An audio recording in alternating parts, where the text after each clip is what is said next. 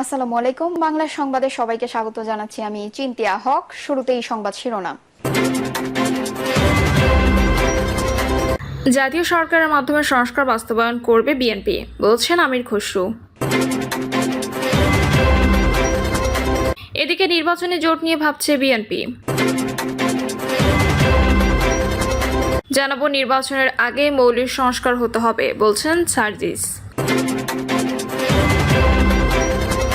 এবং সর্বশেষ জানাবো, তাহলে কি মধ্যপ্রাচ্যে যুদ্ধের দাবানল জ্বলে উঠছে, প্রশ্ন জামায়াত আমিরের। শুনছিলেন সংবাদ শিরোনাম, এবারে বিস্তারিত। জাতীয় সরকারের মাধ্যমে সংস্কার বাস্তবায়ন করবে বিএনপি, বলছেন আমির খসরু। বিএনপি ক্ষমতায় গেলে জাতীয় সরকার গঠন করে 31 দফার আলোকে সংস্কার প্রস্তাব বাস্তবায়ন করা হবে বলে মন্তব্য করেছেন বিএনপির স্থায়ী কমিটির সদস্য আমির খসরু মাহমুদ চৌধুরী। আমির খসরু বলেন, ফ্যাসিস্টদের বিরুদ্ধে আমরা একসঙ্গে আন্দোলন করেছি, এটা অব্যাহত রাখছি। এই ধারা আগামী নির্বাচন পর্যন্ত থাকবে। নির্বাচন পরবর্তী সরকার গঠন সহ আগামী দিনে গণতন্ত্রকে প্রাতিষ্ঠানিক রূপ দেব। আমাদের 31 দফা সংস্কার প্রস্তাব সবাই মিলে বাস্তবায়ন করব। একটা জাতীয় সরকারের মাধ্যমে তা বাস্তবায়ন করা হবে। তিনি বলেন, লন্ডনে অন্তর্বর্তী সরকারের প্রধান উপদেষ্টা অধ্যাপক মোহাম্মদ ইউনূস ও বিএনপির ভারপ্রাপ্ত চেয়ারম্যান তারেক রহমানের বৈঠক জনগণ অত্যন্ত ইতিবাচকভাবে নিয়েছে।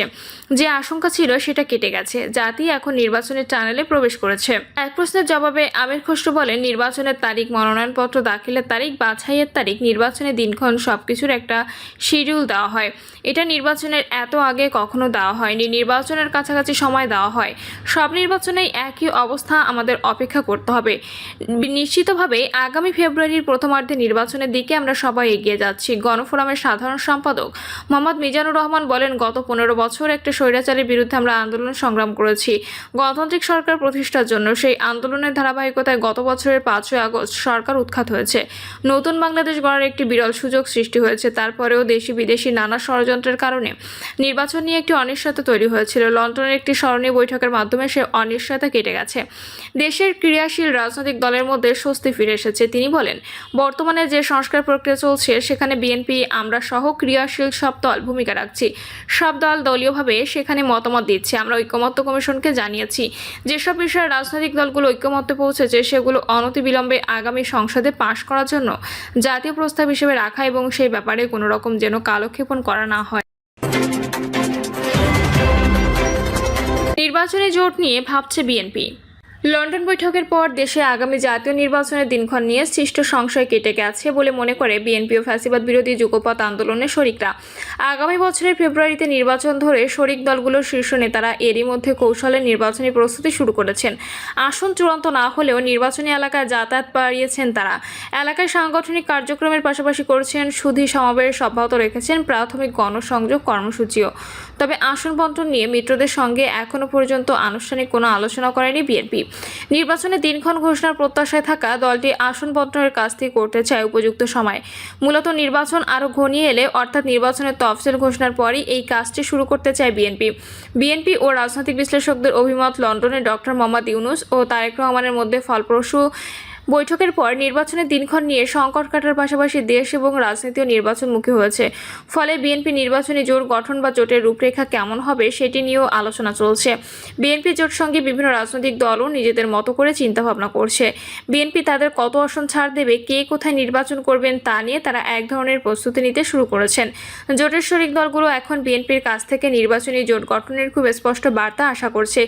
একই সঙ্গে এটি নিয়ে আলোচনা শুরু করতে চায় তারা। জানা গেছে, আগামী নির্বাচন সামনে রেখে আসন বণ্টনের কাজটি এখনও শুরু না করলেও নির্বাচনী জোট নিয়ে ভাবছে বিএনপি। দলটি আগামীতে জোটবদ্ধভাবে নির্বাচন করতে পারে। আগামী 2-1 মাসের মধ্যে এই প্রক্রিয়া শুরু হতে পারে। সেক্ষেত্রে বিএনপি নেতৃত্বাধীন যুগপৎ জোটে ছিল, কিন্তু আগামীতে এককভাবে নির্বাচন করবে। যারা এমন সিদ্ধান্ত নিয়েছে তারা বাদে অন্যদের নির্বাচনী জোটে টানার চেষ্টা করবে দলটি। এছাড়া যুগপথের বাইরে থাকা অন্যান্য দলকেও গুরুত্ব দিতে পারে। সেক্ষেত্রে জাতীয় নাগরিক পার্টি এনসিপিকে নিয়েও চিন্তাভাবনা আছে। এনসিপি আগ্রহ প্রকাশ করলে তাদেরও নির্বাচনে জোটে নিতে পারবে বিএনপি। বিএনপির অঙ্গীকার ফ্যাসিবাদ বিরোধী আন্দোলনে থাকা মিত্রদের নির্বাচন এবং সরকারেরও রাখবে। এর অংশ হিসেবে আন্দোলনে থাকা দলগুলোর সঙ্গে নির্বাচনী জোট গঠন করবে। বিএনপির লিয়াজো কমিটি ও স্থায়ী কমিটির সদস্য ইকবাল হাসান মাহমুদ টুকু বলেন, বিএনপি ঘোষিত 31 দফার মধ্যে পরিষ্কার করে বলা আছে যে একটি অবাধ, নিরপেক্ষ ও গ্রহণযোগ্য নির্বাচনে জয়লাভের পর ফ্যাসিস্ট সরকার হটানোর আন্দোলনে অংশগ্রহণকারী রাজনৈতিক দলগুলোর সমন্বয়ে একটি জনকল্যাণমূলক জাতীয় ঐক্যমত্য সরকার প্রতিষ্ঠা করা হবে। আমাদের দলের ভারপ্রাপ্ত চেয়ারম্যান একাধিকবার এই কথাটি বলেছেন। অর্থাৎ আমাদের কমিটমেন্ট আছে, এই কমিটমেন্ট কোথায় কিভাবে অ্যাডজাস্টমেন্ট হবে সেটা এখনই বলা যাবে না। জাতীয় নির্বাচনের তফসিল ঘোষণার পর তা বলা যাবে।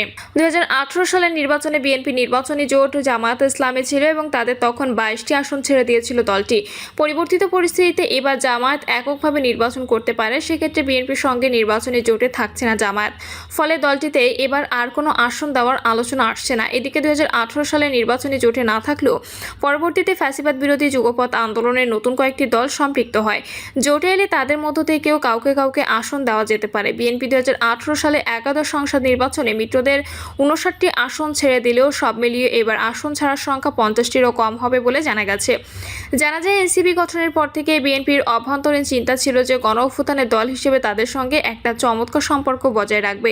তবে মাঝখানে এনসিপির সঙ্গে কিছু ইস্যুতে দূরত্ব তৈরি হয়ে এরপরও এনসিপি আগামীতে বিএনপি নেতৃত্বাধীন নির্বাচনী জোটে আসার আগ্রহ দেখালে বৃহত্তর স্বার্থে তাদের জোটে নিতে পারে বিএনপি। সেক্ষেত্রে তাদের ফ্রন্টলাইন নেতৃত্বের মধ্যে যারা ক্যাপাবল তাদের বেশ কয়েকটি আসন ছেড়ে দেওয়া হতে পারে। জানা গেছে, কয়েক মাস আগে বিএনপি ও এনসিপির মধ্যে এ ধরনের একটি আলোচনা হয়েছিল। এনসিপির কে নির্বাচন করতে চায় বিএনপির তরফ থেকে, তখন এ ধরনের একটা তালিকাও চাওয়া হয়েছিল। সেটার আর তেমন অগ্রগতি হয়নি, যদিও রাজনীতিতে শেষ কথা বলে কিছু নেই বলে অভিমত বিশ্লেষকদের। নির্বাচনের আগেই মৌলিক সংস্কার হতে হবে বলছেন সার্জিস।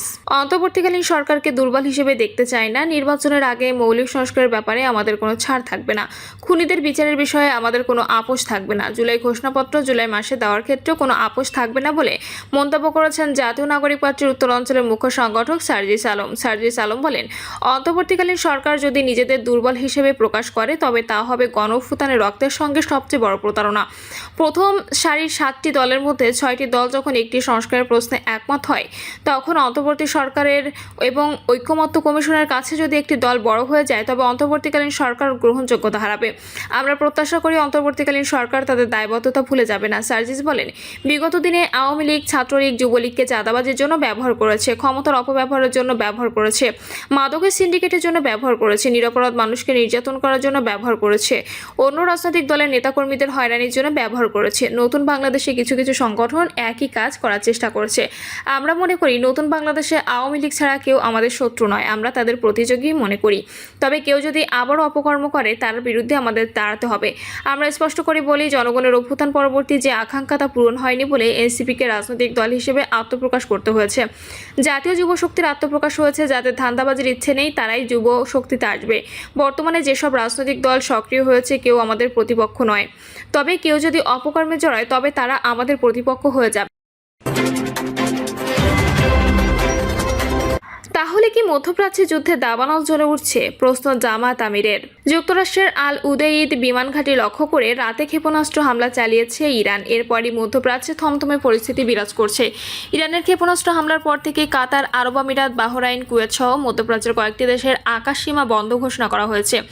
এমন অবস্থায় মধ্যপ্রাচ্যের পরিস্থিতি নিয়ে উদ্বেগ প্রকাশ করেছেন বাংলাদেশ জামায়াত ইসলামের আমির ডক্টর শফিকুর রহমান। মধ্যরাতে এক ফেসবুক স্ট্যাটাসে তিনি প্রশ্ন রেখেছেন, তাহলে কি মধ্যপ্রাচ্যে সর্বত্র যুদ্ধে দাবানল জ্বলে উঠছে? এরপর জামায়াত আমির বলেন, এতে কার লাভ কার ক্ষতি? মুসলিম বিশ্বের নেতৃবৃন্দকে জটিল এই সময় সঠিক কৌশল অবলম্বন না করলে হয়তো মূল্য পরিশোধ হবে অনেক বিশাল।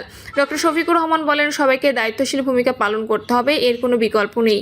ভাইয়ের রক্তে অন্য ভাই গোসল করুক, এটা আমরা চাই না। এদিকে মধ্যপ্রাচ্যের বিভিন্ন দেশের মার্কিন ঘাঁটিতে হামলার আশঙ্কায় কয়েকটি দেশ সাময়িকভাবে তাদের আকাশসীমা বন্ধ ঘোষণা করেছে। এর ফলে ঢাকা থেকে এসব গন্তব্যে। প্রিয় দর্শক, এই ছিল এখনকার সর্বশেষ সংবাদ। আপডেট সব সংবাদ পেতে চ্যানেলটি সাবস্ক্রাইব করে বেল আইকনটি ক্লিক করে রাখুন।